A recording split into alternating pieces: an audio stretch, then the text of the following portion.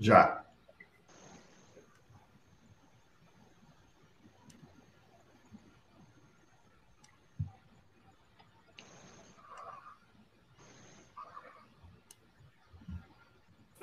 Tudo ok, Ione. Já está valendo. Certo. Boa noite aos nossos convidados, boa noite ao público, né? Hoje, dia 5 de junho, estamos comemorado, né, celebrado o Dia Mundial do Meio Ambiente, e o Sesc Crato está encerrando a semana em alusão à data. Né? Nós temos os nossos convidados que são do ICMBio, né? E o professor Alisson, que é da Universidade Regional do Cariri, da URCA, representando também o Geoparque Araripe. Então, eu gostaria de apresentar o Carlos Augusto. Carlos é do ICMBio. Carlos, eu gostaria que você falasse um pouco da sua profissão, pode ser? Pode ser. Uma boa noite a todos. Obrigado pelo convite.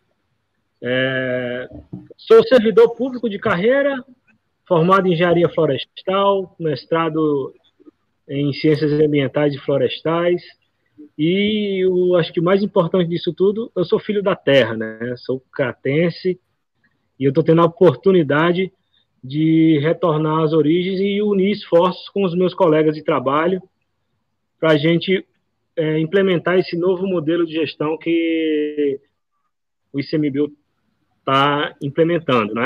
Novo na nossa região. Então, a gente vai discorrer durante a noite aí, durante essas horas que virão aí. Um abraço. Estamos também com o Paulo, né? O Paulo, ele já é conhecido por nós, mas eu gostaria, Paulo, que você falasse um pouco da sua profissão, pode ser? Perfeito, boa noite. Agradecer aí essa oportunidade, parabenizar pela iniciativa. É uma semana aí que está cheia de eventos, está muito bacana, a gente tem assistido outros momentos também. Bom, eu sou também servidor de carreira, servidor público federal, entrei no mesmo concurso que o Carlos, nos conhecemos lá na Amazônia, na época. Aliás, as pessoas não sabem, mas ele é um dos responsáveis, talvez o principal responsável de eu ter vindo para cá, porque quando eu estava no Mato Grosso, já tinha passado em todos os biomas, só não tinha trabalhado no interior do Nordeste, na Caatinga. E aí esse cidadão aí falou, rapaz, vai para o Crato. E acabou dando certo e eu vim para cá. Eu estou aqui na região fazem 8 anos e vamos experimentar agora essa nova forma de gestão. Ótimo. Alisson também aqui com a gente. Alisson, eu gostaria que você se apresentasse, por favor. Boa noite, pessoal. Alisson Pinheiro, sou aqui professor da Universidade Regional do Cariri, do curso de Biologia, e associado, hoje, presidente do Comitê Científico do Geoparque Araripe. Então, estou aqui para colaborar com essas feras aí, tentar ajudar na discussão sobre unidades de conservação e modelos de gestão, na verdade. Ótimo. Pessoal, o Alisson ele vai ser nosso mediador, certo? Hoje o diálogo é sobre o Núcleo de Gestões Integradas, para quem não sabe, né, é uma nova forma de gerir as unidades de conservação, mas eles vão, né, os nossos palestrantes que vão dar o show agora, né? Esse diálogo promete. Então, meninos, a fala é sua, Alisson. Pode iniciar. Obrigado, Ione, muito obrigado. Reforçar o que o Paulo falou aí dos agradecimentos ao SESC. O SESC tem sido um grande parceiro da região como um todo aqui, promovendo eventos de todas as ordens, na verdade, né? Ele se engaja em vários tipos de eventos e também com a problemática ambiental. Então, parabéns ao SESC por promover tudo isso aí e obrigado por nos dar essa oportunidade de conversar essa noite aqui. Tá? Então, combinei com nossos colegas aqui uma formazinha de trabalho. Eu vou começar com o Carlos. O Carlos já se apresentou para vocês, ele já tem uma boa experiência, alguns anos aí com o Núcleo de Gestão Integrada. Essa forma de gestão está chegando aqui para nós agora. Então, eu queria que o Carlos explicasse um pouco o que é um núcleo de gestão integrada que ele se propõe, para que a gente possa entender um pouco, balizar aí o começo da nossa conversa, para que depois a gente consiga discutir. Acho que a finalidade hoje é que a gente possa trocar ideias, né? Esclarecer algumas coisas, quem sabe propor algumas coisas aí, e com a colaboração dos nossos internautas aí, a gente pode fazer com que isso seja bem bacana. Então, Carlos, meu amigo, a palavra é sua, explica para a gente aí como é que é isso. Não, literalmente, que bicho é esse, né? Na verdade, a gente tem que entender o contexto que a gente está passando agora. Cabe a gente rememorar a importância dessa semana, né? Dessa Semana Mundial do Meio Ambiente. Nós estamos vivendo uma crise ambiental. Ela não é de saúde pública somente. A saúde pública, ela é recorrente da crise ambiental que nós estamos passando. E um dos poderes de resiliência do planeta são os espaços verdes, são as áreas protegidas, são esses ambientes naturais.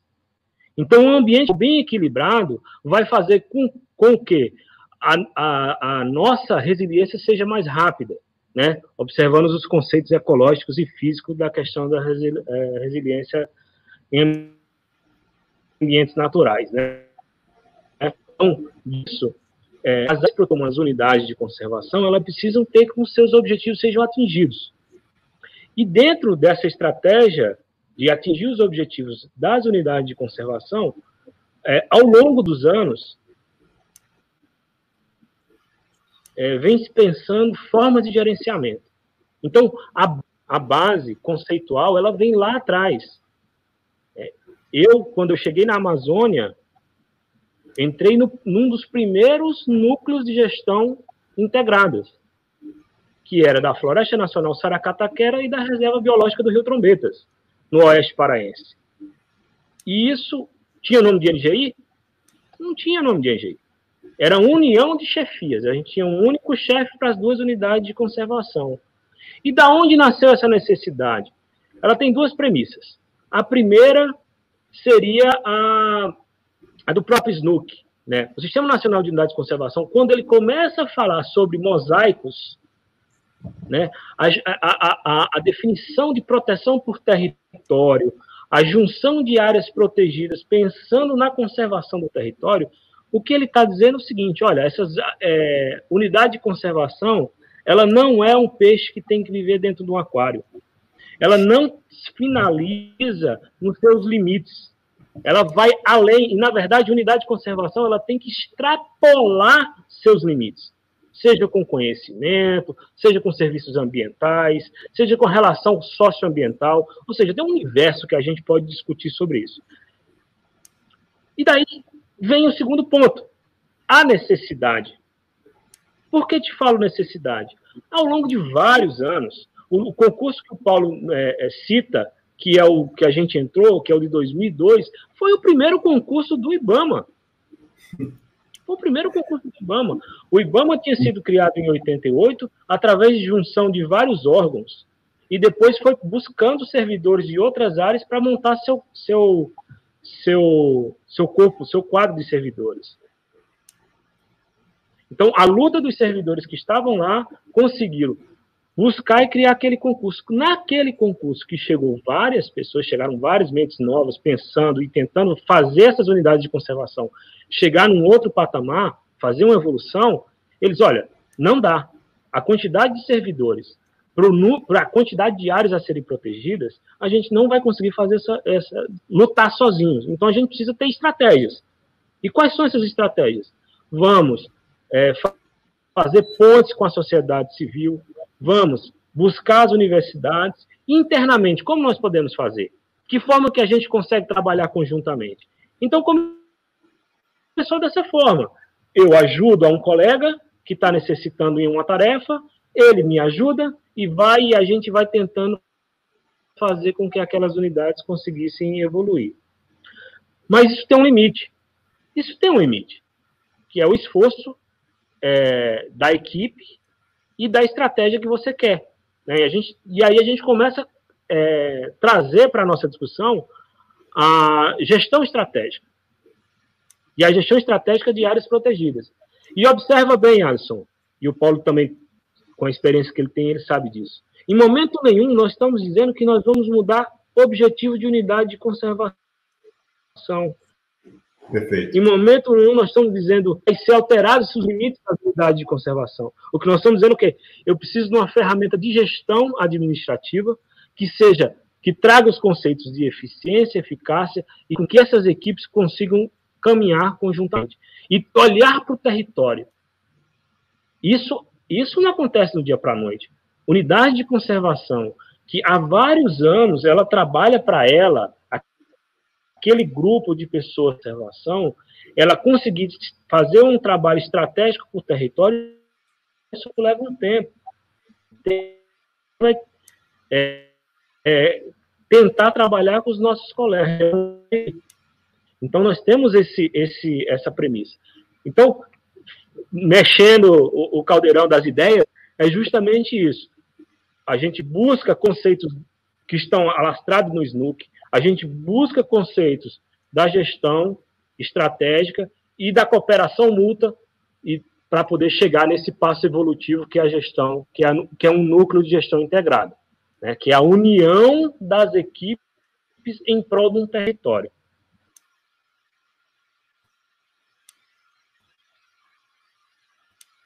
Carlos? Estou aqui. É a internet que vai e volta. Eu ainda estou na Amazônia. Tá dando uma travadinha aí. É o custo de estar no interior do Pará. E é a hora da chuva, né? Ele estava falando antes da gente entrar aqui que tinha acabado de cair um grande pé d'água lá. Essa hora é a hora da chuva, então é uma hora complicada realmente. Mas ele volta. Enquanto ele está aí tentando se recuperar da queda, a gente vai aqui avançando um pouco, Paulo. Ele traz uma informação muito bacana, muito interessante, que é do histórico de como foi formado o IBAMA e ICMBio, né? Que é uma coisa que a gente às vezes esquece, que é ontem, basicamente o ICMBio é muito novo, e a gente tem... Voltei. Isso novamente. Machucou, meu amigo? A queda foi muito grande aí? Não, foi só um escorregãozinho. Tá bom, então continue. Mas vocês escutaram a última parte, né? Não, aí a ideia é essa. Aí a gente pode aprofundar os assuntos a posterior. Acho que o Paulo pode complementar mais algum ponto, e aí a gente entra nos prós e contras, e o que a gente está pensando em termos de gestão de pessoas, gestão de equipe para o NGI. Tá bom. Então, a gente começou aí a entender um pouco o que seria o NGI, que está chegando aí na nossa região. Então, como a gente combinou, agora a gente vai passar a palavra para o Paulo, para ele explicar um pouco...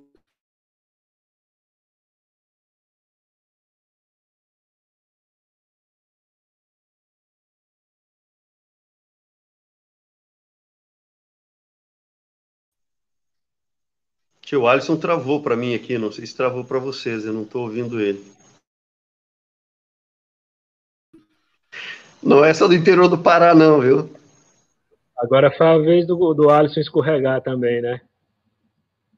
Mas ele tá voltando. Acho que ele tá subindo a escada. Acho que o tombo dele foi maior do que o meu. Vou esperar a minha vez. Mas enquanto o Alisson volta aí, acho que Eita. E aí, voltei? Ele teve até que se aprumar na cadeira, que o tombo foi grande. Foi, machucou dessa vez. Então, voltando um pouco que a gente estava falando, eu tinha combinado agora de passar a fala para o Paulo, porque na região, aqui no Cariri, a gente já tem algumas iniciativas de integração. E a iniciativa mais pungente a esse respeito é a iniciativa do Mosaico de Unidades de Conservação, que o Paulo tem trabalhado bastante sobre esse tema aí, e eu queria que ele agora explicasse para a gente o que é o mosaico, quais as diferenças do mosaico do INGI e como essas duas formas de gestão podem trabalhar em cooperação. Tá? Então, meu amigo Paulo, agora é o seu show. Então, o Carlos trouxe para a gente aí elementos da legislação, da questão organizativa do Estado, né, do ICMBio, do IBAMA. O que o SNUC prevê? Quando tu tens áreas protegidas que são próximas, então elas estão perto uma da outra, elas são justapostas. Às vezes a gente tem o território de uma sobrepondo o território de outra. Isso é muito comum aqui na nossa região. Ou quando elas são justapostas, quer dizer, a cerca, o limite entre uma e outra é o mesmo, recomenda que seja gerida na forma de mosaico. Então, o mosaico é um arranjo em que a gente tem, cada unidade tem a sua gestão específica, isso difere do NGI, que vai ser uma gestão única para todas as unidades, mas o planejamento desse território que o Carlos falava antes, que não adianta a gente olhar só para a ilha, a unidade de conservação, tem que olhar onde que ela está inserida. A gente olha esse território conjuntamente. Então, é uma forma de cada equipe, de cada uma das unidades, se apoiar nas equipes das outras unidades. E olhando um planejamento para além dos limites de cada uma das unidades ou dos interesses em cada uma das unidades. Quando eu cheguei aqui em 2012... eu lembro que uma primeira conversa que eu tive, na época o William era o chefe da Flona, e numa das primeiras conversas que eu tive com ele, eu já tinha esse entendimento, que a APA e a Flona, vamos lá, a APA é 1 milhão de hectares nos 3 estados, que cerca completamente a Flona. O final do limite da APA é o início do limite da Flona. A Flona é uma porção de terra, uma ilha, digamos assim, dentro da APA, e que não via nenhum sentido que a gestão, que a equipe que trabalhava numa unidade fosse dissociado, ou o planejamento de uma unidade fosse dissociado do outro. Então, eu entendia que a gente tinha aqui as condições para fazer a gestão integrada, já fazer a gestão de uma única forma, com uma única equipe, um único conjunto de recursos, que é isso que a gente vai ter agora com o NGI. Como a gente está falando ainda do NGI para comparar com o mosaico, olha só, a gente tem uma unidade que fica no Pernambuco, no município de Serrita, é a Flona de Negreiros. Então, se tu pega a parte alta de Serrita, a parte mais alta, para o lado da Chapada, é território da APA. E na parte baixa, do outro lado da rodovia, é uma floresta nacional. Então, nós estamos no mesmo município. Estou falando da divisão política. É óbvio que o ambiente de Serrita é um ambiente mais seco, um ambiente mais de caatinga, e o nosso ambiente é um ambiente mais úmido, um ambiente mais alto. Mas nós estamos no mesmo território que boa parte dos atores são os mesmos. Dependendo de como a gente analisa os limites da APA, a gente ainda tem alguns problemas com relação a isso, aí o ABA está muito próximo de nós, e não existem outras unidades próximas. Então, fazer a integração dessas 4 unidades é somar essa equipe, esses recursos, fazer um planejamento único, integrado. Claro que, como diz o Carlos, na Constituição brasileira, é muito claro que para tu mexer no limite de uma unidade de conservação, para tu recategorizar uma unidade de conservação, tu tem que ter uma lei. Então, não é um instrumento de gestão do Instituto de Comens, não é um instrumento de gestão do governo brasileiro que vai alterar os limites ou a categoria, os objetivos da unidade. Mas aqui a gente tem muito mais do que isso. Essa região aqui ela é extremamente rica, todo mundo sabe disso, não vou ficar chovendo no molhado. Apesar que agora já está querendo ficar seco porque está querendo parar a chuva. Mas o que acontece?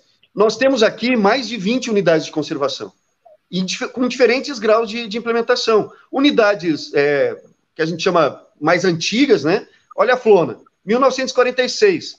Das unidades que foram implantadas, das modernas, é a primeira unidade dessa categoria de floresta nacional. A primeira com essa proposta de uso sustentável dos recursos, diferente das outras unidades criadas antes, que eram de proteção integral, aquela que não é possível o uso direto dos recursos. E a gente tem unidade criada, por exemplo, aqui no município do Crato, Refúgio da Vida Silvestre do Soldadinho, que é muito recente.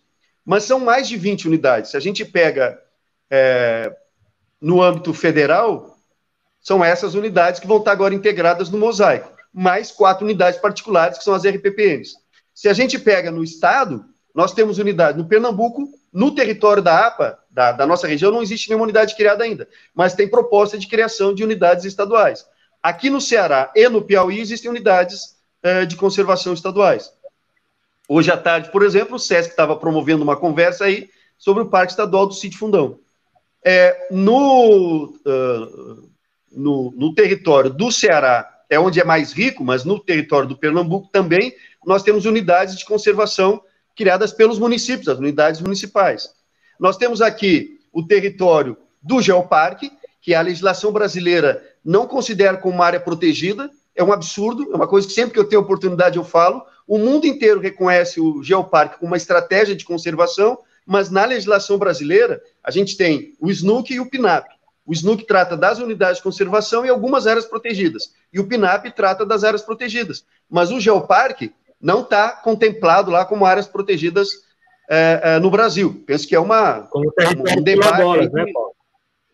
Então, é um debate que vale a pena. Mas a gente tem outros territórios aqui, como os territórios quilombolas, que também são áreas protegidas, as áreas de reserva legal dos imóveis, as áreas de preservação permanente. Então, quando eu penso no território como um todo e faço o esforço de integrar os planejamentos, mosaico, eu tenho planejamento em cada uma das unidades, os recursos em cada uma das unidades, as equipes de cada uma das unidades. Isso é lá no NGI, no mosaico, perdão.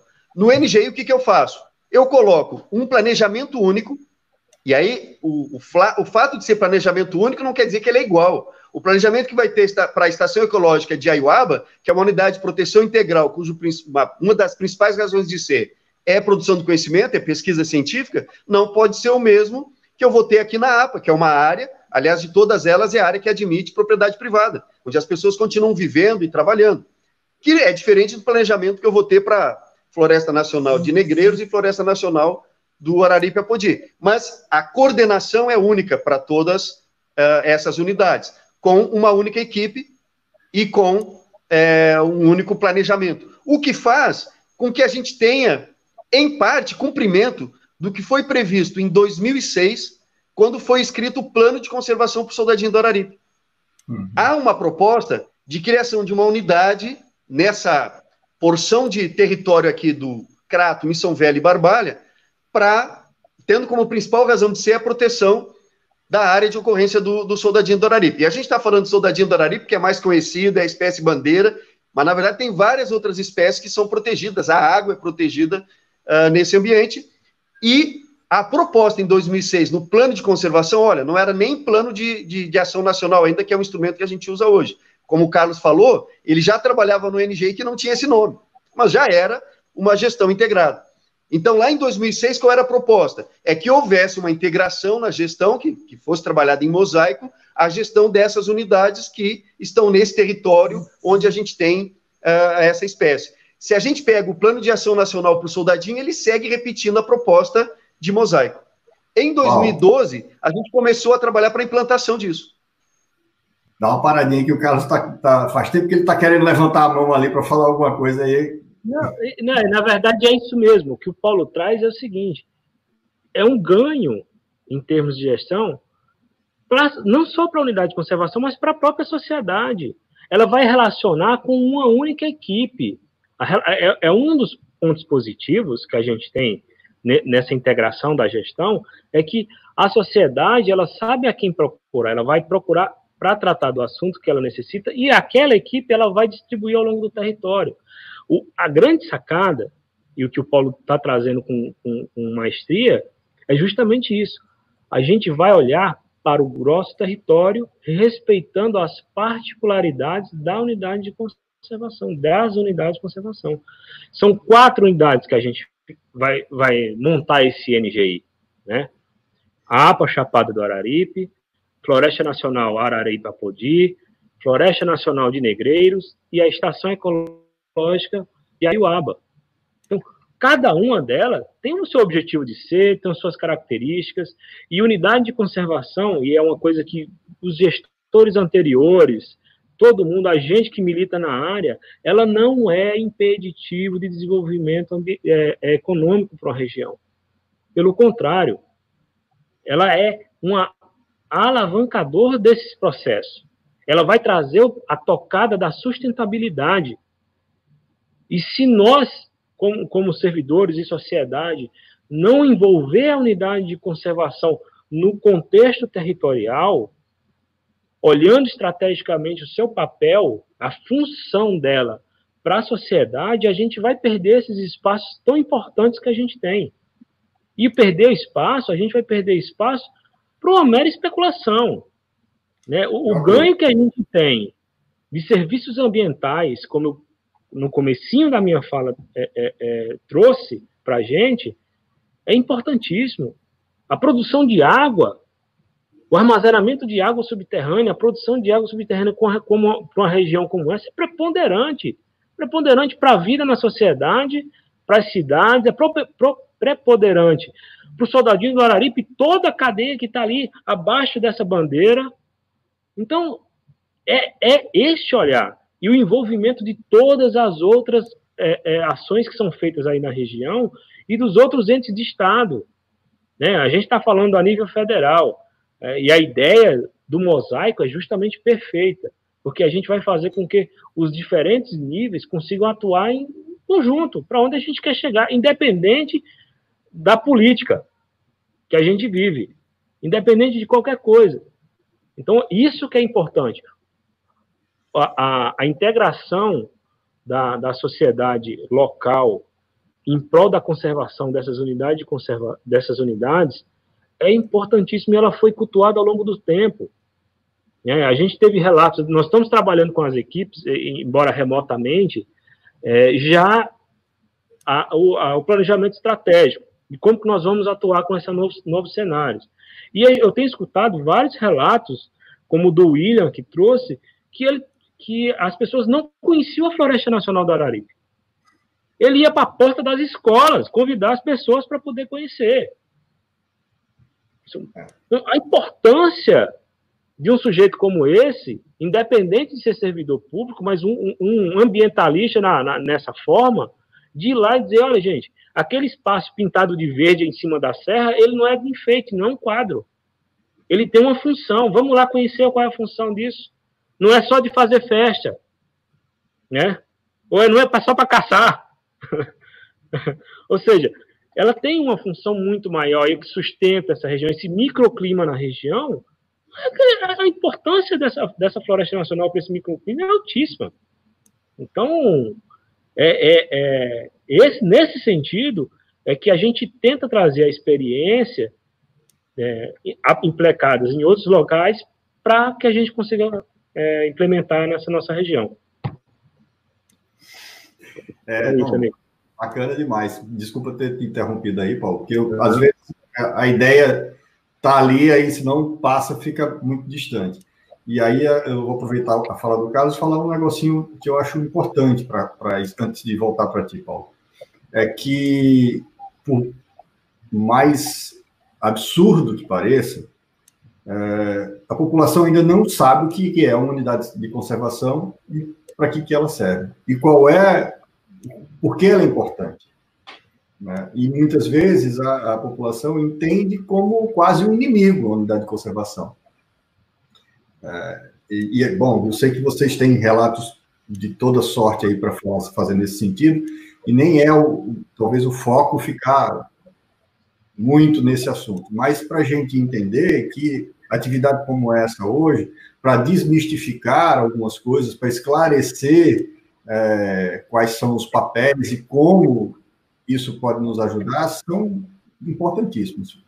E aí eu agradeço demais, de novo, a oportunidade de estar nessa discussão com vocês.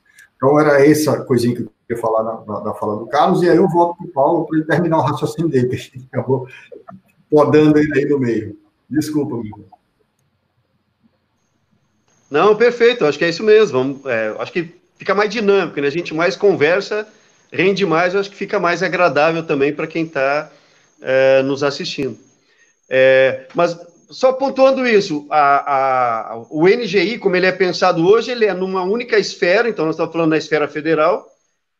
A gente aqui não se dá conta, mas a mesma chefia do Parque Estadual do Sítio Fundão e a mesma equipe é responsável por a gestão de uma outra unidade de conservação, que como ela não fica aqui no Cariri, não fica aqui na nossa região, a gente nem sabe disso, nem se dá conta disso. Mas então já é uma iniciativa no âmbito do governo do Estado, frente a essas dificuldades que o Carlos colocava antes aí, a gente tem uma equipe muito reduzida, às vezes a gente faz conta que tem mais unidade de conservação do que gente, do que pessoas, servidores, para dar conta delas, então que tem que estabelecer arranjos.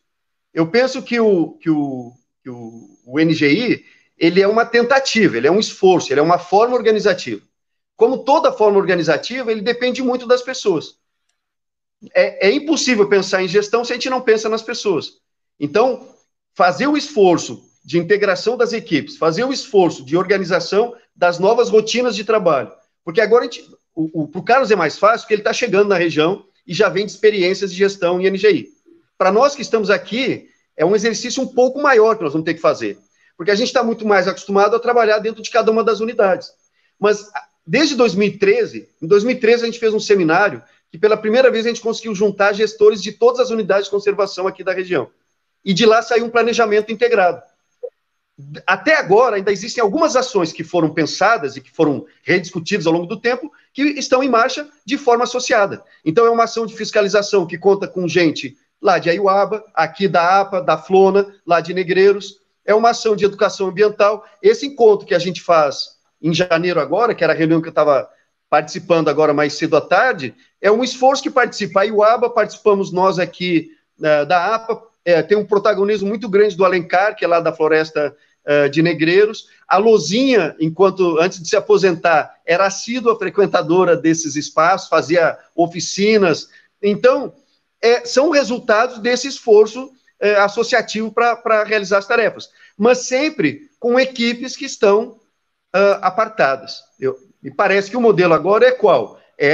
Ao invés da gente ter as equipes apartadas, nós temos uma equipe única que vai trabalhar aquela agenda naquele conjunto de unidades. Portanto, vai partir de um planejamento único, claro que com as peculiaridades. E aí, separando do mosaico, novamente, que o objetivo é que face ações, são realizadas ações, é feito um planejamento para o território, mas as equipes estão apartadas, permanecem nas suas unidades. No nosso caso, se a gente estiver integrando um mosaico, nós vamos integrar com o NGI, mas os planejamentos continuam existindo separadamente e as equipes e os recursos também são separados. E também no caso de mosaico, a gente está, nesse momento, trabalhando, e não é o Paulo, viu, Alisson? É um conjunto de pessoas aí que dão uma boa contribuição para a gente ter chegado até onde a gente está hoje. Mas é um esforço que vem sendo feito para quê? Para que a gente consiga somar as nossas misérias, né? A gente tem pouca capacidade de dar resposta à sociedade, de guardar esse patrimônio e gerar essas riquezas que são possíveis, que o Carlos falava aí da possibilidade, o potencial que a gente sem fazer nada. Só o caso da Flona aqui, se a gente pega lá os documentos antes da criação da Flona, já tinha um alarde para que fosse protegida essa floresta, porque já havia o sentimento de que sem essa floresta vai parar de chegar água para a cidade. Então, só a existência do mato, a existência da área, já é suficiente para garantir uma riqueza que é essa água que desce aqui nas nossas nascentes, no pé de serra. Mas dá para ser muito mais do que isso. E aí, esse esforço de integração me parece que poderá nos ajudar num outro formato. Nós vamos estar aprendendo, é possível que a gente erre, né? Como todo mundo que começa uma nova forma de fazer, é possível que a gente vá fazendo ajustes ao longo do tempo. Penso que a gente tem um grande ganho, que é a vinda do Carlos para cá, porque se a gente fosse fazer essa integração entre nós não teríamos essa vivência, essa experiência do dia a dia de trabalhar assim. A chegada do Carlos, além de ser um profissional que eu admiro muito, que a gente já se conhece há bastante tempo, mas é uma pessoa que vivenciou isso, que traz na bagagem essa experiência prática de uma gestão com uma equipe integrada, embora ele tenha uma experiência lá de uma Flona, quer dizer, de uma unidade de proteção integral, de uma unidade de uso sustentável. Uma unidade onde era possível fazer mineração e uma unidade que não permite o uso direto. E, portanto, cada uma cumprindo com seus objetivos, mas integradas na gestão. Eu não sei se você vai fazer mais uma pergunta, mas eu acho que o Paulo traz uma reflexão que é um modelo que está sendo implementado. Nem tudo são flores, né? A gente está aqui, a gente defende essa bandeira, né? A gente precisa mudar a forma de gerenciar a unidade de conservação em prol da própria unidade de conservação, mas nem tudo são flores. Um dos primeiros desafios é que a gente muda todo um arranjo histórico na gestão de unidade. Isso causa traumas, né? A equipe, quanto mais madura ela é no local, ela já tem um arranjo de uma forma de trabalhar. E quando você cisalha aquilo e quer reconstruir, buscando conhecimento, todo o conhecimento que foi aprendido, construído ao longo dos anos, a gente tem que ter essa paciência e essa forma de buscar essa construção coletiva novamente. Isso leva um tempo. O segundo ponto também é as incertezas que trazem, né? É uma aposta que está sendo feita no modelo de gestão. E em vários locais do Brasil já foram colocados. O Paulo cita, né, eu citei, eu venho de uma origem de uma gestão integrada, como coordenador regional, que eu fiquei agora por 8 anos aqui na região de Santarém, coordenando o Oeste Paraense. 18 milhões de hectares, 24 unidades de conservação, 18 milhões de hectares não é um hectare, né, no meio do furacão do desmatamento da Amazônia. Então, a estratégia de unir equipes, ela era primordial. Então, a gente conseguiu, nesses 8 anos, junto com os colegas, implementar 5 NGIs, 5 núcleos, e o maior deles com 12 unidades de conservação. Um mosaico, praticamente. São 9 áreas. E a equipe, obviamente, está em fase inicial. Então, a gente só vai colher resultados dessa junção lá na frente. Então, a gente não consegue... Quando a gente trata de unidades de conservação, ambientes naturais, a resposta ela tem que ser de acordo com o seu tempo, de acordo com a implementação. Então, calma, é fazer as coisas serem colocadas, dar passos para trás quando forem necessários, dar passos atrás, esperar o momento certo para agir. E, para isso, a gente tem o envolvimento dos colegas, dos servidores e da sociedade. Os conselhos consultivos das unidades de conservação é extremamente importante. A academia, como um todo, fazendo as pesquisas, apontando para nós que somos gestores, olha, aqui é importante proteger, aqui é importante que a gente ataque, né? E é isso que faz com que uma unidade de conservação se implemente. A ferramenta de gestão que a gente hoje está chamando de NGI, ela pode ser alterada, ela pode ser usada, pode usar N ferramentas, Balance Core Score, fluxo de procedimentos, e por aí vai. A administração pública tem livros e livros com relação a isso. Mas o envolvimento das pessoas no objetivo estratégico, no objetivo maior, que é o da conservação, se não tivesse envolvimento, você pode usar a melhor ferramenta, trazer o melhor gestor, que ele não vai conseguir. Ele não vai conseguir.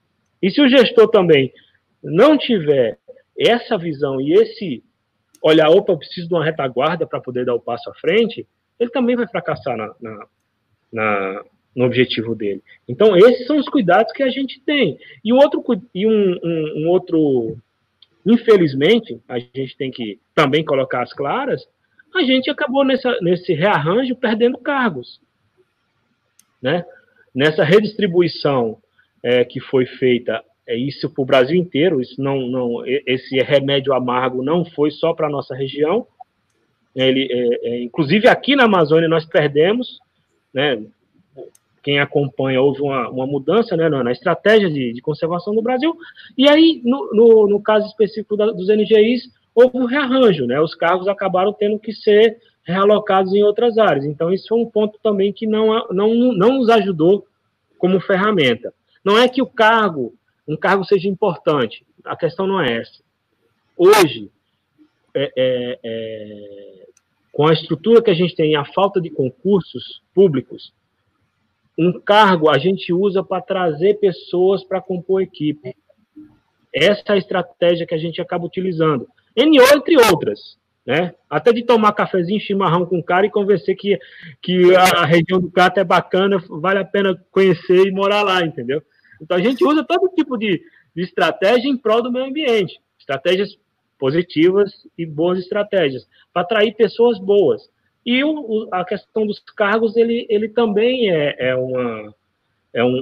uma das estratégias. Mas é o que a gente tem hoje e é o que a gente vai conseguir trabalhar daqui para frente. Massa, Carlos e Paulo. Deixa eu pegar o gancho do Carlos, Alisson. Vai. É só porque eu acho que a gente, só para entender assim, sair um pouco da região, né? Então, essa experiência de NGIs, a gente tem locais em que ela foi implantada com muito sucesso, com ganho, que a gente chama, né? E tem lugares também que ela foi implantada e teve prejuízos. Então, o risco é tu, por exemplo, negligenciar alguma das áreas, porque é comum tu ter uma demanda muito forte, e é isso que eu digo que é importante o trabalho da equipe. Quer dizer, todos nós agora, diferente do que a gente tinha antes, todos nós que estamos aqui no Cariri, somos responsáveis, e nos Inhamuns, e lá no sertão pernambucano, somos responsáveis pela gestão de todo o território. Não podemos nos achar que se estiver bem na Flona, tá problema da APA, se estiver bom na APA, problema da Flona, se estiver bom em Aiuaba, problema de Negreiros. Não, nós somos responsáveis por todo o território. E na implantação, é aí que eu digo que às vezes tem coisa que é da estrutura, mas tem coisa também que é das equipes, né? A gente tem situações que não conseguimos ter esse mesmo sucesso de ganho-ganho, a gente teve perdas. O outro é porque, eu acho que essas coisas elas estão associadas, é que a gente nesse momento está vivendo aí as dificuldades, que não precisa falar delas, todo mundo conhece, na área ambiental no Brasil, elas não são de hoje, elas têm se agravado no último período, e eu queria deixar registrado, para mim, o que a gente perdeu nesse momento agora, nessa nova organização, bom, talvez nem todos os NGIs tenham sido desenhados da forma mais adequada, e aí se a gente for olhar região por região, talvez tenham problemas em alguns lugares, não só por essa história da perda dos cargos, que ajudam ali a compor, porque nós temos lugares em que a equipe é praticamente essa pessoa com esse cargo. Então, se ele não existe mais, tu não tem mais aquela pessoa.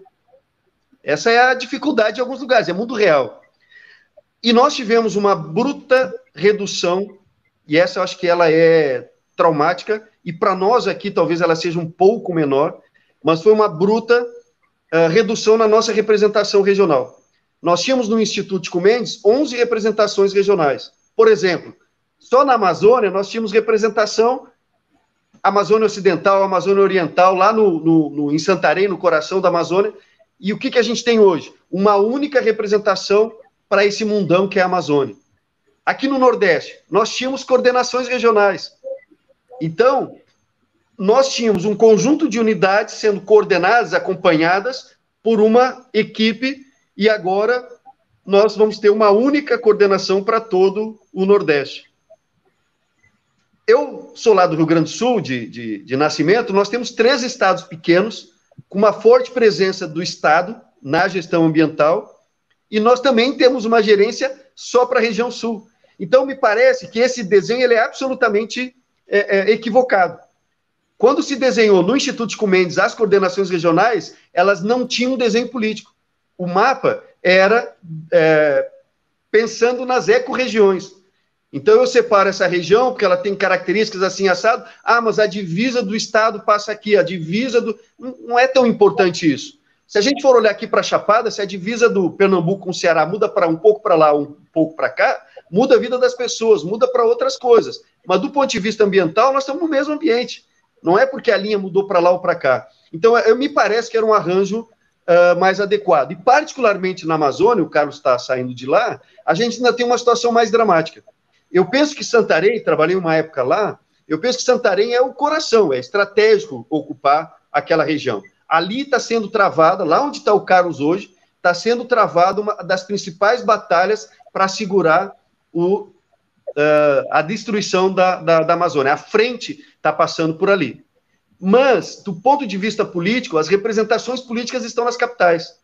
E aí manter uma gerência para a Amazônia inteira já é um desastre, na minha opinião, e tu colocar ela no interior, que este gerente do ICMBio vai ficar longe, quem está perto de tudo está longe de tudo, né? Vai ficar longe do poder político estadual, local, me parece que vai trazer, tem potencial de trazer prejuízo. Mas, por exemplo, nem tudo é ruim. Esse arranjo, eu defendia ele há muito tempo, que tu tens os meios, hoje o ICMBio construiu uma lógica, havia construído uma lógica, em que tu tinhas unidades administrativas, que é onde estão os meios, separados das coordenações regionais. Então, as coordenações regionais coordenam tecnicamente, organizam equipes, mas não têm os meios para tratar dos temas, preciso buscar em outros lugares. Uma decisão, às vezes, está longe da região. E, às vezes, quanto mais longe, mais difícil de entender onde é prioritário colocar aquele recurso que é escasso naquele período. Agora, com as gerências regionais, as áreas administrativas estão sendo trazidas para dentro da coordenação na gerência. Então, a mim, parece um ganho. Tem problemas de ordem de estrutura e a gente vai aprender com isso. Agora, o enxugamento da representação regional do ICMBio, a mim parece a principal perda que a gente tem nesse momento. Penso que vai causar um enfraquecimento da instituição. Ao contrário desta organização em NGIs, que me parece que o que faz é aumentar a nossa capacidade de responder à sociedade, portanto, fortalecer nesse trabalho importante aí para a conservação da biodiversidade. Perfeito, muito bom. Tem algumas coisas que passaram aqui enquanto a gente estava falando. Registrar aqui a participação do Weber Girão, da Karina Vieira Alves, do secretário de Meio Ambiente do Crato, também está nos acompanhando aí, o Brito Júnior.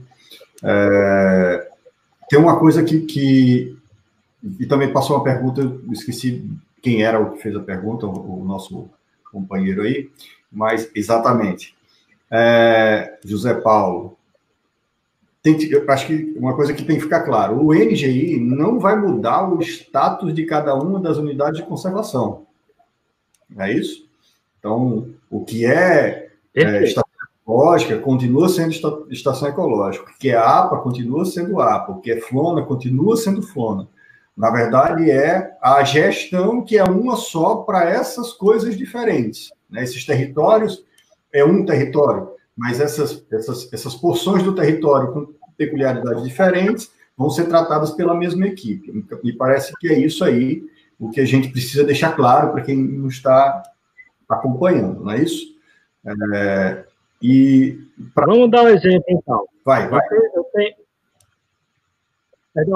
Só para dar um exemplo, né? Eu tenho um pesquisador que tem uma atividade na FLONA do Araripe, na Estação Ecológica de Aiuaba e na APA. Ele não vai precisar procurar o chefe da FLONA, o chefe, os 3 chefes. Ele vai tratar com um único chefe. Eu estou dando um exemplo de um chefe, de um pesquisador. Pode ser um empreendedor, por exemplo. Eu tenho um processo de licenciamento, eu preciso apresentar o meu projeto para a equipe e que meu empreendimento passe em 2, 3 unidades. Eu não preciso chamar 3 pessoas para conversar, eu vou conversar com uma única equipe. Ou seja, tem os ganhos com relação a isso, com a relação entre a instituição e a sociedade nesse sentido. Perfeito. O que eu ia acrescentar, Carlos, é que, pelo que foi falado, parece que o NGI veio para somar uma estratégia que já estava sendo montada com a ideia do mosaico. Também teve uma nossa colaboradora aqui que falou da importância dos conselhos. Com certeza, sem os conselhos para que auxiliem na gestão dessas unidades ou do NGI, aquele gestor vai ficar no escuro, né? Vai fazer da sua cabeça. Então, ele tem que ter essa capacidade de conversar, dialogar, entender as dificuldades e somar aí as virtudes de cada um desses representantes do conselho, inclusive das universidades, como também foi falado aí. Você vem, Carlos, para uma região que, felizmente, hoje é um núcleo de produção do conhecimento. Então, a gente... E o Paulo também pode falar um pouco mais sobre isso.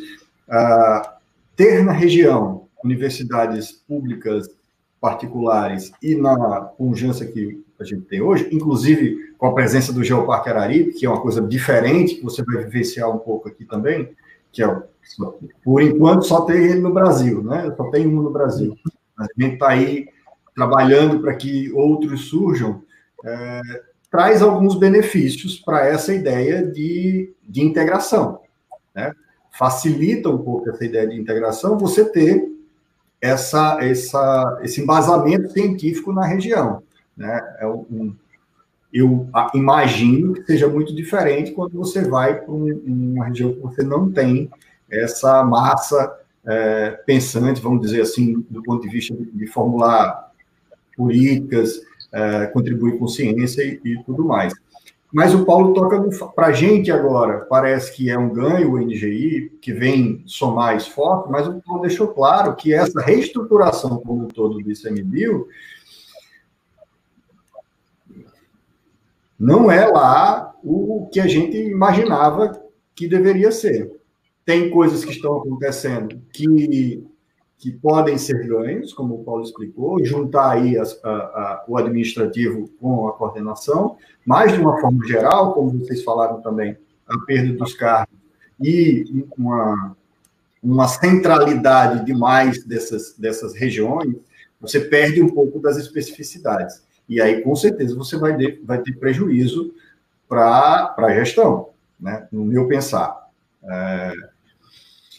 Então, vocês têm mais alguma coisa a falar? Eu queria ver se nossos companheiros aí têm alguma questão a respeito do que foi dito aí até agora. Não, enquanto o pessoal está pensando nas perguntas, né, elaborando, a gente traz o seguinte: a formação, enquanto servidor público, e aí do qual a mesma escola é a minha e a do Paulo nesse sentido, a gente tem na origem essa necessidade de estar compartilhando as nossas ações junto com a sociedade, né? Tendo as universidades, os conselhos, às vezes a gente até é criticado por usar muito dessa ferramenta, né? Desse canal de diálogo, que a gente precisa acelerar mais as coisas, fazer as coisas acontecerem mais rápido, e esse é um fiel da balança. Uma hora ela está de um lado, está do outro, e você, com o tempo,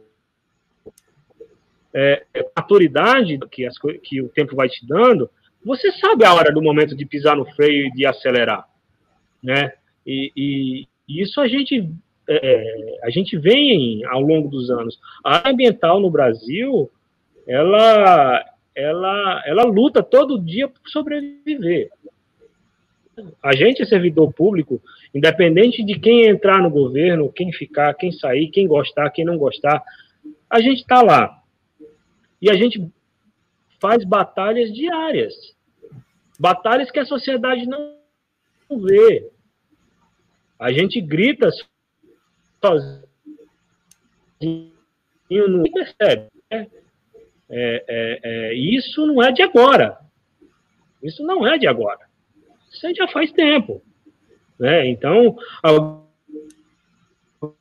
algumas batalhas a gente consegue vencer, outras não, e é nesse jogo esses espaços protegidos vão sendo moldados. Então, quando a gente fala, quando a gente às vezes rotula um órgão ambiental como carrasco, né, como perseguidor, que a gente, talvez, eu não sei tanto aí, mas aqui na região amazônica, e o Paulo passou por aqui, e nós somos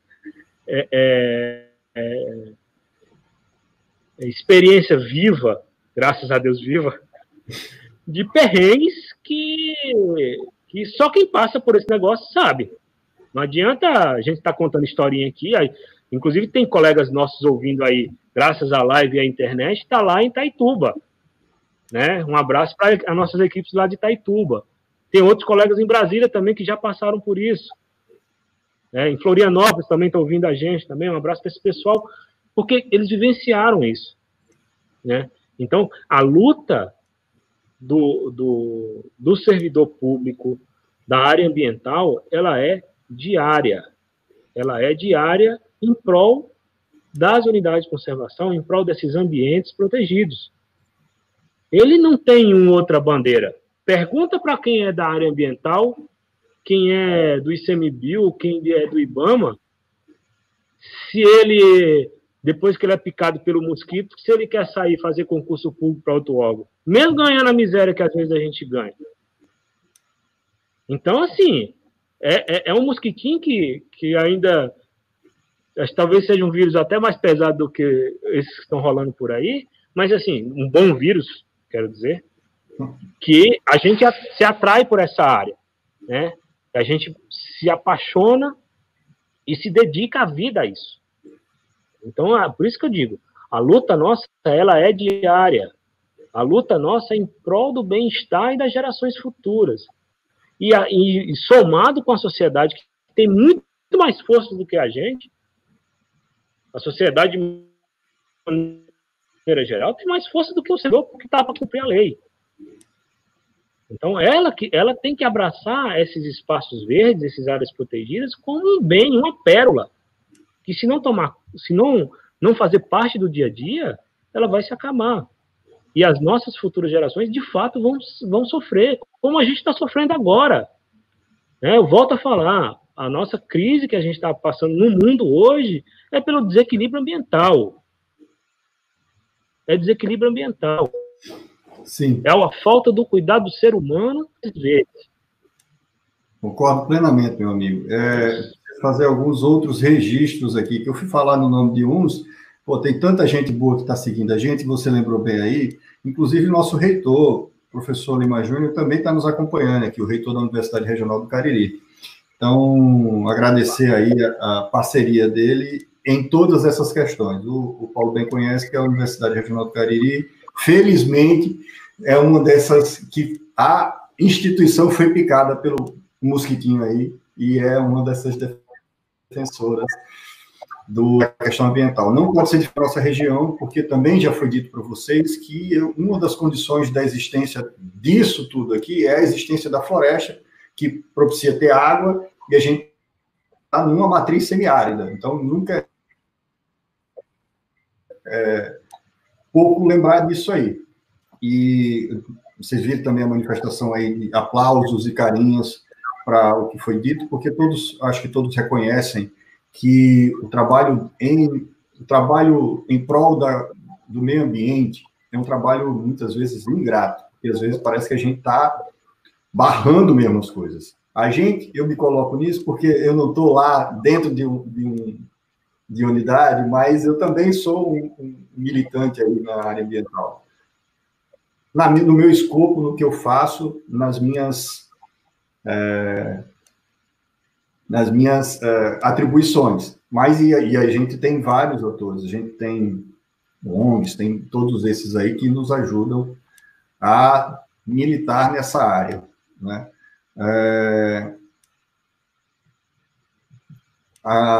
Apareceu uma pergunta agora sobre... Sim, a Francinildo também está aqui. Tem muita gente bacana, né? Eu vou cair na besteira de falar o nome de alguns, aí eu tô morto. E depois vão me cobrar aqui. Ó, pô, não falou em mim. Mas vamos seguindo aí. Então... Está claro que só acontece alguma coisa com o envolvimento de todos, com o envolvimento dos conselhos, com o envolvimento da sociedade. Eu acho que talvez o maior desafio para qualquer unidade de conservação ou gestão integrada, mosaico, seja lá o que for, é fazer a sociedade entender isso tudo. Na real, a gente existe para a sociedade também, porque a manutenção da unidade de conservação, a manutenção da natureza, em última análise, é a manutenção da própria sociedade. Carlos falou aí da história da crise que a gente está vivendo atualmente, do vírus, e com muita propriedade. Esse vírus foi resultado de uma relação do ser humano com a natureza completamente condenável, né? Então, isso surge da pressão humana sobre a natureza, e aí surge lá uma variante de um vírus conhecido que põe em xeque a organização social do mundo. Porque a gente, como sociedade, está tendo que se repensar. Não é pouca coisa. E isso é negligência a esse pensamento um pouco mais ambiental. Então, quando a gente fala disso, a gente vai para um outro patamar, né?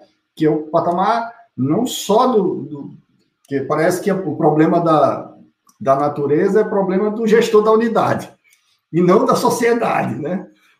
A gente tem que entender o papel de cada um de nós nesse contexto, as nossas práticas e como a gente deve ajudar nessa luta que é por sobrevivência, inclusive nossa.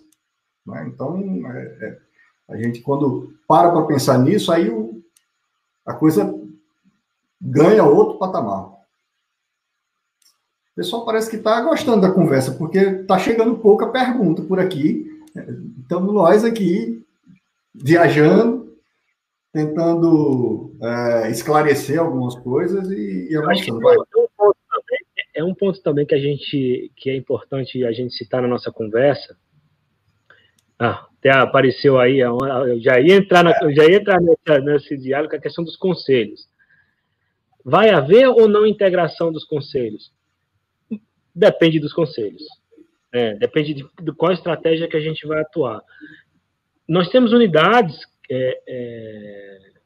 que possuem suas reuniões integradas do conselho. Porque a figura do conselho, ela é aquela história, ela está vinculada à unidade de conservação. As reuniões podem acontecer em conjunto? Pode, por que não? Se a gente vai ter ganho, esse é o amadurecimento que a gente quer. Quanto mais gente tiver integrada na proposta de conservação por território, melhor ela será. Então, isso é um passo evolutivo. Ela não vai, a integração ela não vai ser via ditatorial, né? Ela vai ser construída. A gente vai começar a criar pautas que tenham relação. E eu creio, o Paulo pode falar melhor do que eu, por causa da vivência dele aí na região, que existem pautas que são pautas únicas. E provavelmente, nesse caminhar da história dessas unidades de conservação, tiveram reuniões conjuntas. Né? E aí você começa a criar, né, o trabalho dos conselhos, inclusive para nós, é até melhor que sejam unificadas as reuniões, porque facilita o fluxo de informação, facilita a organização, facilita na logística, facilita nos recursos que são escassos, né? Facilita para as próprias pessoas que, quando ela se desprende do seu tarefa do dia a dia para participar de uma reunião do conselho, ela deixa de fazer o que tem, ou às vezes até o seu próprio ganha-pão, para participar de uma reunião de conselho. Então, isso tudo faz parte da estratégia de como que a gente quer construir o funcionamento dos conselhos, entendeu? Vai lá, Paulo. Só queria dar um exemplo bem concreto. A gente tem, no caso aqui, a APA e a Flona, vários conselheiros que são os mesmos, são as mesmas instituições, em alguns casos as mesmas pessoas representando essas instituições nos dois conselhos. Historicamente, a Flona optou por fazer reuniões do conselho num turno. A gente vinha fazendo reuniões do conselho da APA em 2 turnos.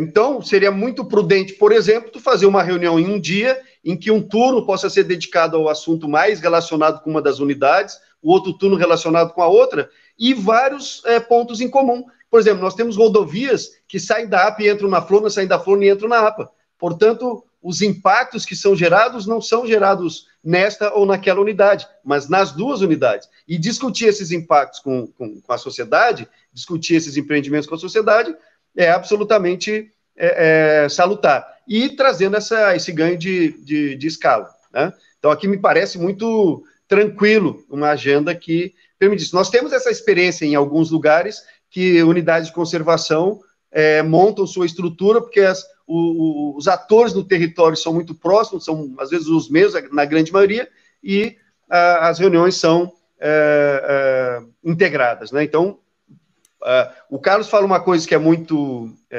importante, porque às vezes a gente parte da gente, né? Então, o que eu costumo dizer? Nós somos servidores públicos e quando a gente está lá na reunião do conselho, aquilo faz parte da nossa atividade, eu não estou fazendo nada mais. Agora, a gente sabe que muitas vezes o conselheiro é um agricultor, é alguém que trabalha numa determinada atividade que naquele dia usa aquele horário para participar daquela reunião. Portanto, naquele horário, a gente tem um caso aqui de um conselheiro que contribui muito conosco, e que é comum a gente conversando nos bastidores, hoje eu tive que levantar 4 horas para conseguir dar conta das tarefas, para poder vir para a reunião do conselho, e às vezes depois vai voltar para casa e ainda vai ter que ficar fazendo um serãozinho até mais tarde.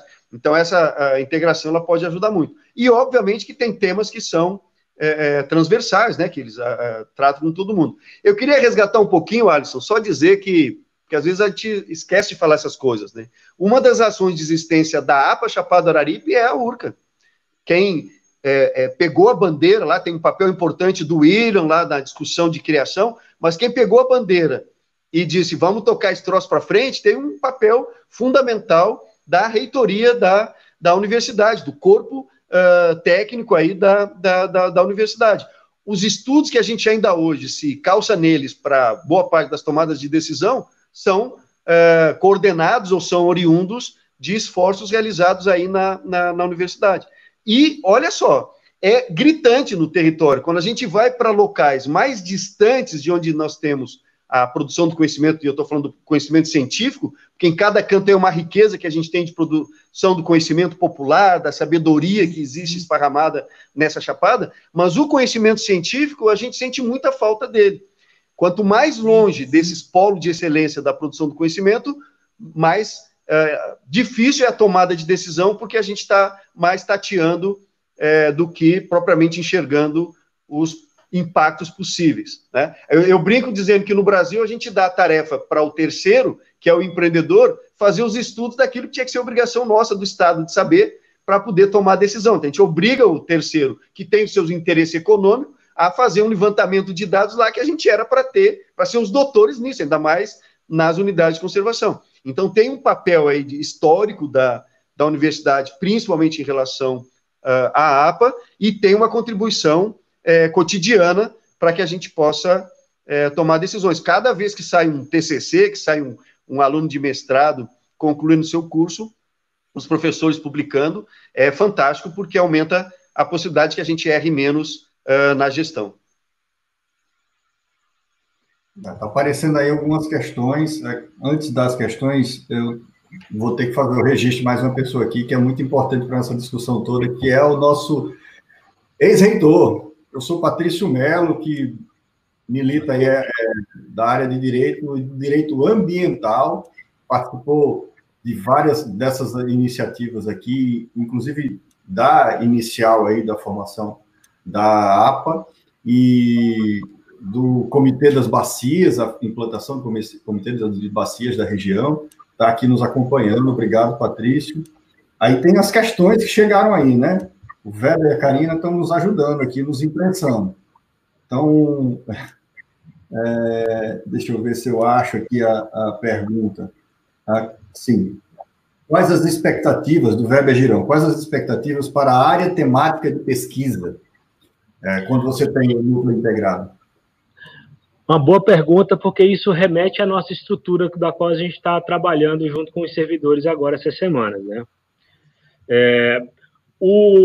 A gente começa a fazer a gestão das unidades por áreas temáticas. A gente vai ter um gestor, né, uma área gerencial, e a gente vai ter uma plataforma horizontal de áreas temáticas, onde ela vai abordar dentro da unidade de conservação. Então, a gente está construindo isso. Mas, de primeira mão, enquanto a gente não fecha a bola por completo, a gente vai ter uma área de proteção e prevenção a combate a incêndio e emergências ambientais.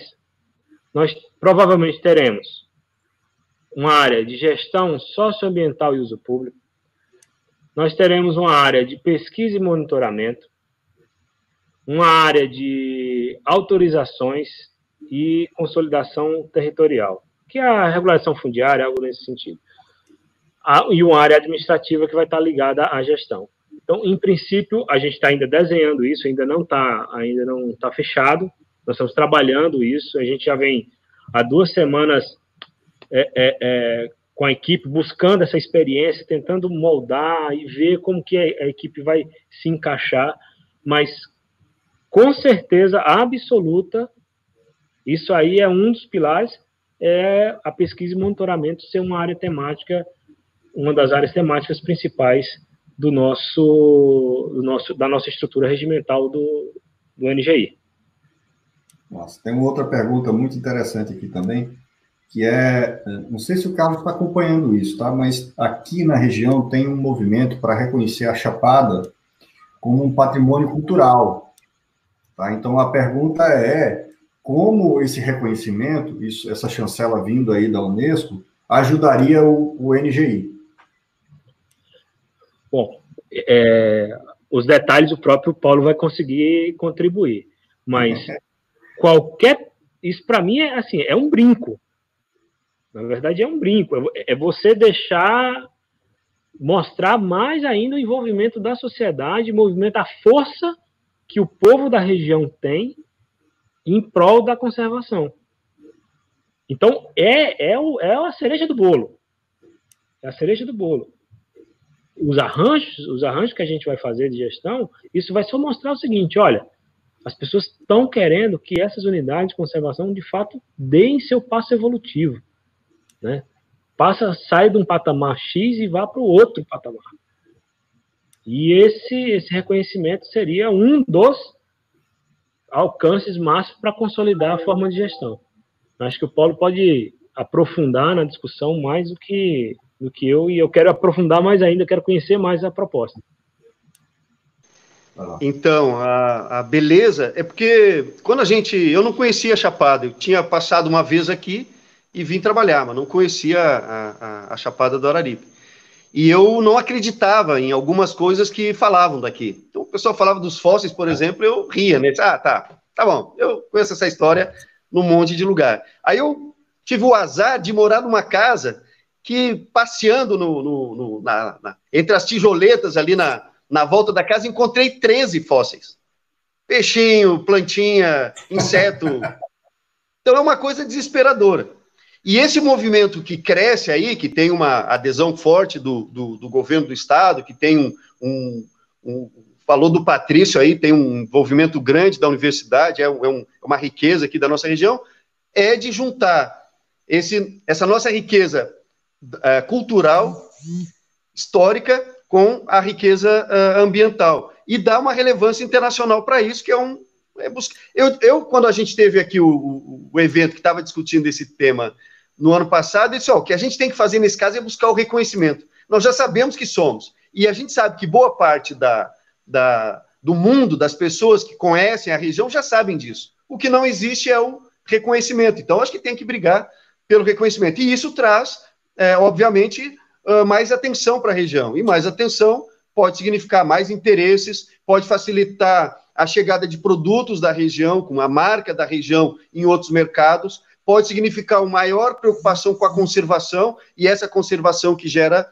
riqueza. Então, Carlos, esta iniciativa que não é uma coisa de hoje para amanhã, nós temos uma experiência dessas única no Brasil, APA do Cairuçu, lá no Rio de Janeiro, mas me parece que com potencial, porque olha só, nós temos um geoparque, então o mundo já olha para cá, e olha por conta do geoparque, né? Eu estou falando da estrutura.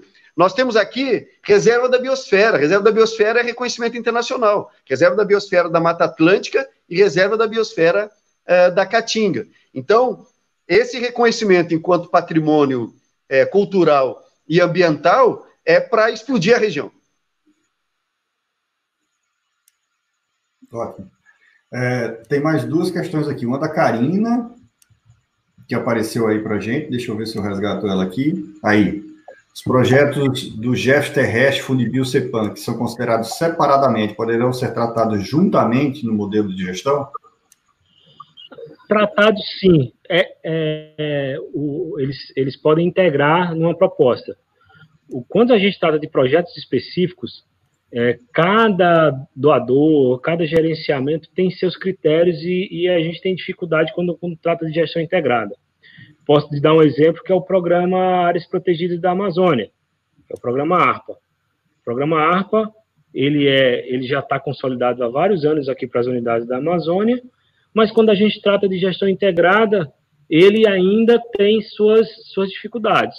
Isso porque um doador quer que o recurso dele especificamente seja apontado em tal ação, e isso é uma construção. Ela não é uma construção fácil, mas a gente acaba integrando quando os planejamentos desses projetos são separados, a gente consegue fazer o planejamento da solicitação de recursos integrado, onde um componente do projeto que é liberado por um projeto se encaixa num outro, dentro de uma estratégia maior de conservação. Aí a gente consegue fazer, mesmo com suas especificidades, mas fazer com que esses projetos se casem e não se sobreponham atividades e nem muito menos recursos, né? Perfeito. Professor Patrício Melo já começou a te apertar aqui, viu, Carlos? Você vai conhecer ele de perto também. Qual é o projeto prioritário do novo gestor na região para o NGI? O nosso projeto é fazer com que a equipe trabalhe conjuntamente. Parece ser simplório no início, mas o nosso projeto como servidor público em unidade de conservação é a unidade de conservação. Ele não é o projeto do Carlos, ele não é o projeto do Paulo, não é o projeto de quem quer que seja. Né? Isso tem que ficar claro. A gente vem como um agente somador dos esforços que estão sendo feitos na região. Então, a gente vem contribuir com todo o ganho que já vem feito ao longo dos anos. Então, ele não é um projeto pessoal, né? Não é de escala pessoal. Ele é um projeto coletivo. E isso que a gente tem trabalhado com o nosso pessoal. Porque se o Carlos errar, tudo bem, é o Carlos que está errando, mas ele vai estar aí. Ele não vai pegar a mochilinha dele, botar debaixo do braço e ir para qualquer outro lugar. Né? Ele vai fazer parte da equipe. Então, se o Carlos errar, como gestor, a equipe vai estar errando. Se a equipe vai estar errando, todos nós vamos errar juntos. Porque aí a gente errou na estratégia. E qual é a nossa estratégia? É a conservação das unidades. Né? A conservação desses espaços protegidos. E aí, o fiel é a sociedade. É que vai chamar a atenção os conselheiros, né, os pesquisadores, vão dizer, olha, vocês estão andando por um caminho que provavelmente vai ser perigoso para a gestão da unidade. E aí cabe a nós a responsabilidade de olhar internamente e fazer o ajuste que tem que ser feito. Ou do outro lado, né? Dizer, olha, parabéns, vocês estão seguindo pelo caminho correto, é por aqui mesmo, eu vou juntar esforços com vocês e vou dar as mãos e vamos caminhar nesse sentido. Por isso que a importância do envolvimento, não pessoal, não individual e coletivo. Não, perfeito. Eu entendi aqui na pergunta do Patrício que era se você tinha um projeto não pessoal, mas alguma coisa de experiência que você trouxesse para ser implantado aqui, entendeu? Então, é só resgatar, né? Acho que o professor, quando ele entrou, a gente já tinha contado um pouco da história. Uhum. Mas é importante. A gente foi chefe por 9 anos do NGI, né? Que aí é a junção de 2 unidades de conservação, de uso sustentável e de proteção integral. Nesse meio do caminho, a gente conseguiu implementar várias ferramentas de gestão, chegando até ser reconhecido pelo GESPública, quem é mais antigo aí da administração pública deve lembrar ainda do IDOS do Fernando Henrique Cardoso, que ele começou a implementar era um projeto de melhoria de gestão da qualidade do serviço público brasileiro, e a gente acabou sendo reconhecido num dos estágios do GESPública. Isso fez com que a gente ganhasse cancha, né, experiência, para assumir uma coordenação regional, que é essa que o Paulo cita tanto aqui da Oeste do Pará. E nesses 8 anos como coordenador regional, passando por N governos e N caminhamentos, a gente implementou, junto com as equipes, isso é importante falar, né, o envolvimento dos outros colegas, uma unidade avançada, uma unidade de gestão, lá em Itaituba, com 12 unidades de conservação, e onde que tem a gestora lá, e aí olha a questão de gênero, competentíssima, faz uma gestão do olho do furacão, e está lá, guerreira, assídua, é a Maressa, a qual eu mando meus parabéns para ela. E outros colegas, né, em Altamira também. Então, nesse caminho, junto com os grupos, a gente foi montando esses NGIs. Então, eu trago essa experiência, que é o projeto, e aí, se eu entendi errado a pergunta lá no início, professor, peço desculpas, humildemente, e que eu trago isso como projeto de vida, essa implementação ao longo dos anos e essa experiência que a gente veio né, construindo nesses anos como servidor público na área de gestão das unidades de conservação. Além das áreas de ensino, educação, que a gente também acaba entrando nessa história também, que a gente aprende um pouquinho e não ficar só para você, né? A gente poder difundir isso junto com os demais colegas. Claro. O Anderson Lima, aí, Anderson é nosso colaborador também, lá da Semácio ou é Sema? Não lembro mais direito, Paulo, me atrapalha aqui toda vez. Semácio do Dadi. Pois é, ele está perguntando aqui exatamente a coisa do mosaico, né? Eu acho que já foi respondido aí, mas aí reforça para ele. Como o NGI vai se relacionar com o mosaico? Talvez até trazer uma notícia aí para todo mundo. Ontem eu estava conversando com o pessoal da SEMA, porque a gente, no final lá do ano retrasado, mudou a estratégia de um mosaico federal para um mosaico estadual. E no ano passado a gente protocolou, aliás, o Patrício participou lá da agenda, que foi lá na RPPN Oasis Araripe, com uma fala, com uma contribuição para o evento, e a gente entregou a documentação e protocolou o pedido de reconhecimento do mosaico estadual aqui do Araripe. Aí ontem nós estávamos falando sobre esse tema, o Estado está envolvido ainda e se esforçando para azeitar a legislação estadual para a gente ter o mosaico. E a estratégia do NGI só fortalece o mosaico, porque nós vamos ter uma integração nas unidades, que é a integração total, pessoas, recursos, mas a integração, para além disso, com as outras unidades no território. Mas lembrando que o mosaico continua havendo a gestão de cada uma das unidades separadamente. E, no nosso caso, vamos dar uma contribuição para essa gestão, já com a integração das 4 unidades de conservação federais. Beleza. O pessoal já tinha falado mais cedo aí, Anderson, o que vai acontecer é que você tinha lá 4 equipes trabalhando no mosaico, agora você vai ter uma equipe do NGI trabalhando no mosaico, mas o que eu entendi é que a estratégia do mosaico está completamente mantida e reforçada, inclusive, com essa estrutura que chega agora. Dá quase que para dizer que um pequeno mosaico está resolvido com o NGI, né? Que é essa integração das 4 federais. Então, um pedacinho dele já passou a existir na prática, mas é insuficiente, então precisa aí continuar com os esforços para que as outras unidades. Eu, por exemplo, estava pensando aqui, nós temos um conjunto pequeno de servidores, né?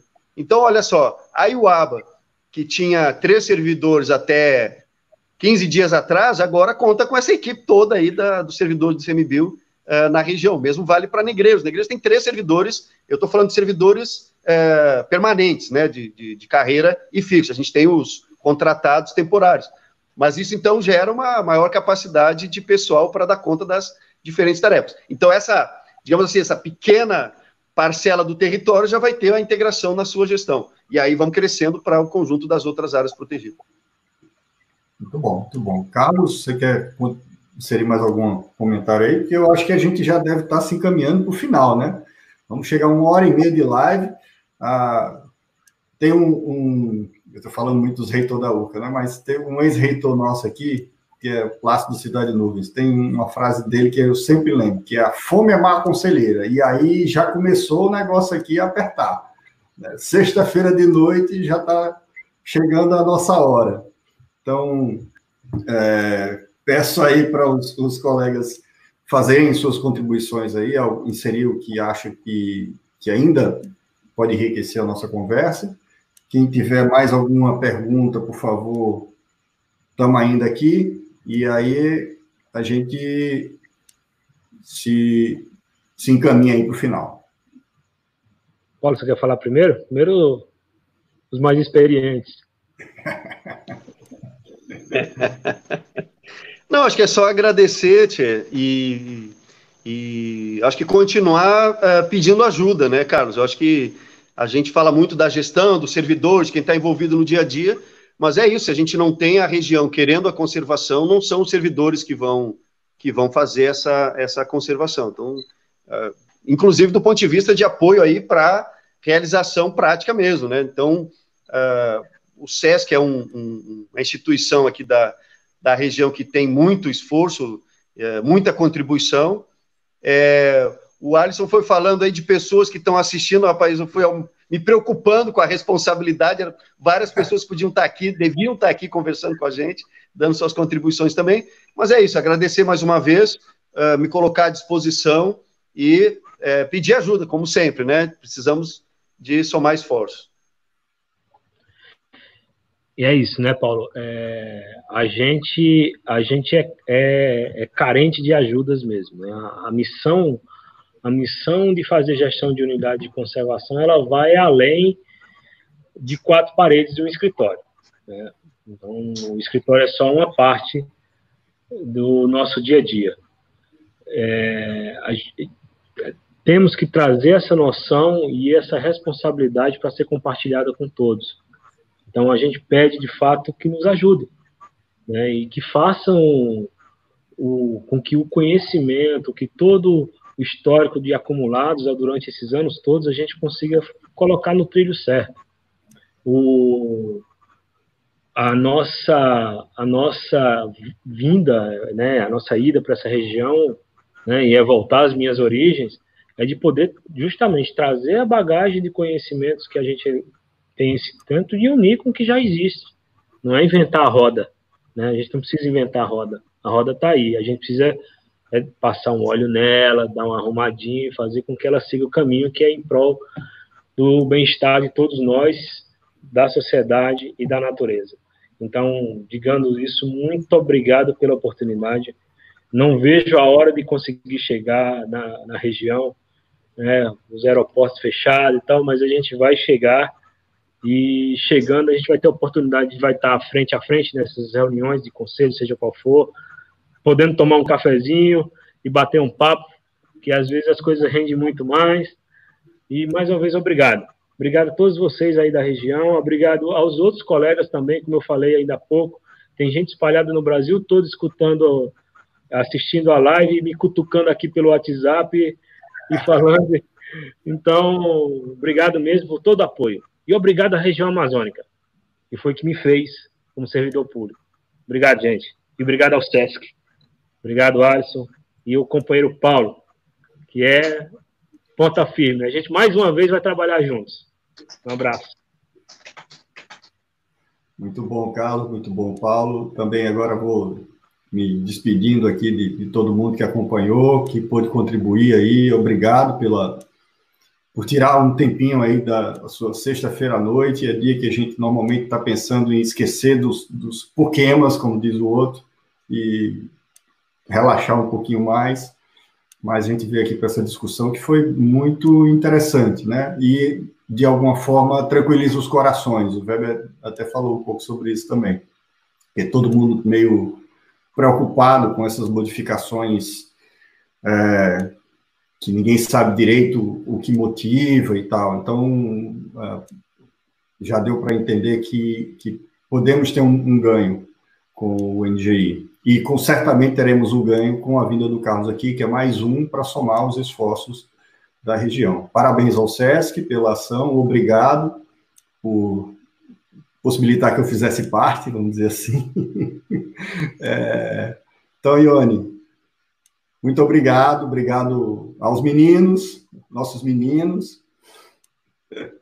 Eu que agradeço, né, em nome do SESC, e no início eu falei os meninos, mas foi conversa de gente grande, né? Foi uma conversa de peso, vocês estão de parabéns, e que essa nova forma de gerenciamento, né, venha, né, sendo otimizada e aumentar, né, os resultados da conservação, certo? Agradeço o Paulo, agradeço o Carlos. Alisson, você foi fundamental, Tenho que agradecer também à equipe, né? Tivemos uma equipe que não é do SESC, eu fui a pessoa do SESC, e contatei eles, né? Contatei primeiramente o Weber, que me deu toda uma noção de quem eu poderia estar junto.